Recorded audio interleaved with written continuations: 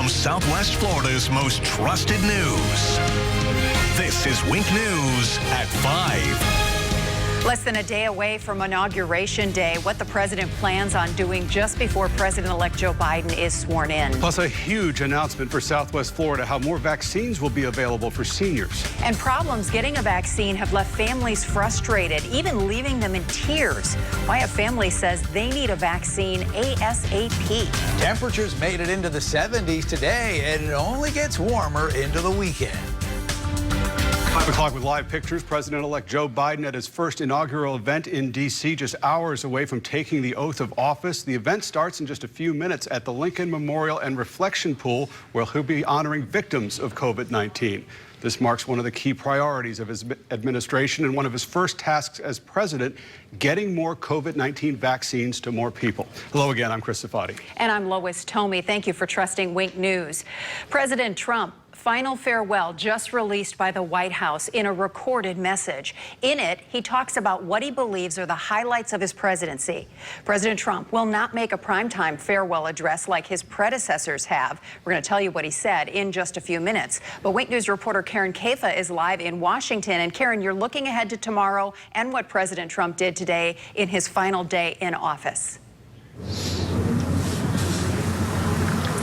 Recent presidents have typically given farewell addresses at the ends of their presidencies, but President Trump has not. And so today we saw a farewell video that he recorded at the White House last night in which he ticks through some of what he sees as his greatest accomplishments. He does not name his successor, Joe Biden, by name, and he also says that his administration did what it came to Washington to do.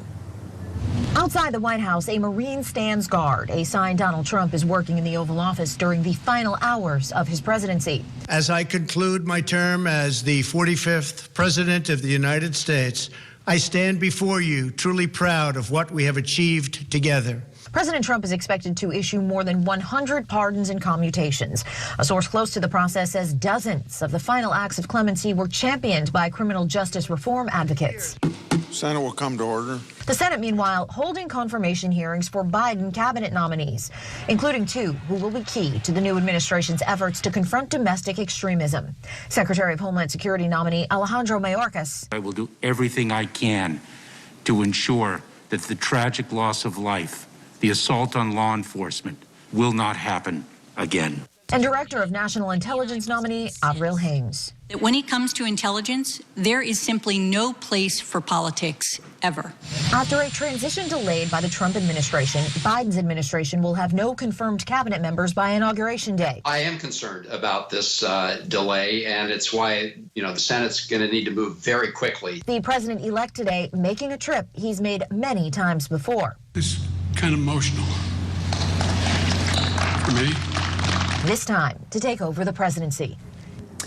And Joe Biden arrived at Joint Base Andrews in nearby Maryland just a short while ago to make his way to the reflecting pool in front of the Lincoln Memorial, where he and the Vice President-elect Kamala Harris will take part in a memorial this evening for the victims of COVID-19. Today, the U.S. surpassing 400,000 American deaths from COVID-19, that number being passed on the final full day of the Trump administration. Live in Washington tonight, I'm Karen Kaifa. Now back to you. Karen, thank you. President Trump is headed to Florida first thing tomorrow morning, skipping the inaugural events, a traditional welcome to the White House as well. He's headed to his new residence in Palm Beach instead. Wink News reporter Morgan Reiner live at Mar-a-Lago this afternoon. Morgan, the president just released his farewell address. We just heard part of it. Chris, and for the first time, the president wished the new administration the best of luck and hopes and prays that they are successful. In this new video, a 20-minute long video, President Trump ran through a list of his accomplishments, including appointing Supreme Court justices, building a wall, peace deals in the Middle East, and strengthening the economy before the pandemic. He said he mourns every life lost because of COVID-19. He believes his greatest accomplishment above all was putting you first, Americans. But he admitted what many people will remember is the Capitol riot. While Americans will always have our disagreements, we are a nation of incredible, decent, faithful, and peace-loving citizens who all want our country to thrive and flourish and be very, very successful and good. We are a truly magnificent nation. All Americans were horrified by the assault on our Capitol. Political violence is an attack on everything we cherish as Americans. It can never be tolerated. The president will offer a farewell speech tomorrow morning at 8 at Joint Base Andrews. Vice President Mike Pence will not be there. He says his duties surrounding the inauguration do not allow him to be there. And in this video, President Trump said the greatest loss of our nation is a loss of confidence in ourselves. He says the best is yet to come.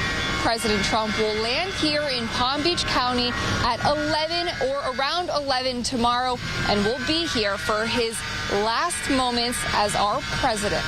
I'm live in West Palm Beach. Morgan Reiner, Wink News Now. All right, thank you very much, Morgan. Coverage of President-elect Joe Biden's inauguration begins on Wink at 9 a.m. He'll take the oath of office at noon. You can watch it all live on air and on the Wink News app. Another big story from Wink News this afternoon. Publix stores across Southwest Florida are opening up for COVID vaccine clinics. Dozens of new sites are opening for appointments tomorrow.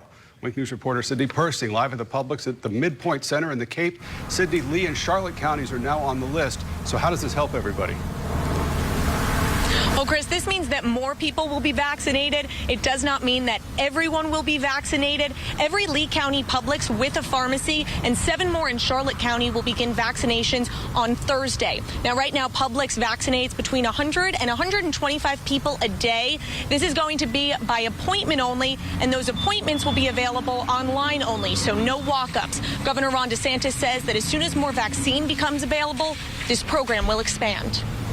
If I got my vaccine supply doubled, you would see it go to more places. But as of now, we've got to make the decisions about which sites are performing high, which sites have high demand. And it's something that we very well may do statewide if we're able to have enough vaccine on hand.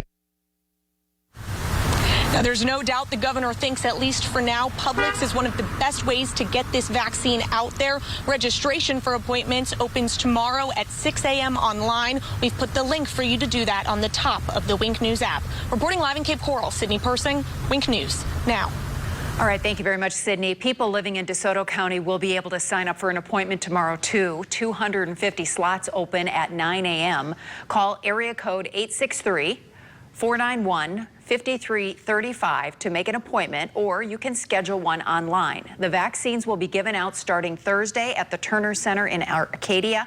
All appointments are expected to be filled in just minutes. A little more than 1 million people have been vaccinated in Florida now. There are about 4 million seniors that live in our state. Today, the community